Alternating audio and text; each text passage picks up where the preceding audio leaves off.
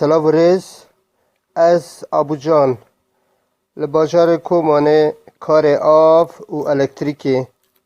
ام خانی نو آواهی نو انشاءات نو گوری شرط و مرج هری زور و زحمت به سعر که معقول به فیت که معقول و ارزان جوارا آمده دکن و تسلیم آوه دکن به کاری که ساغلم و شباب هونجی دکانن بریا وابساپی و بگیجن ما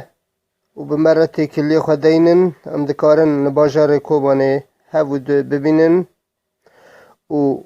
وکی وی خلکی ام دکارن جوارا جی آلیکار بن آواهی نوان نو خانی وان نو گوری شرط و مرجی هری زور و زحمت به شکل که هری باش و ساری که معقول و ارزان ام دکارن جوارا جی چه بکن و تسلیم آوکن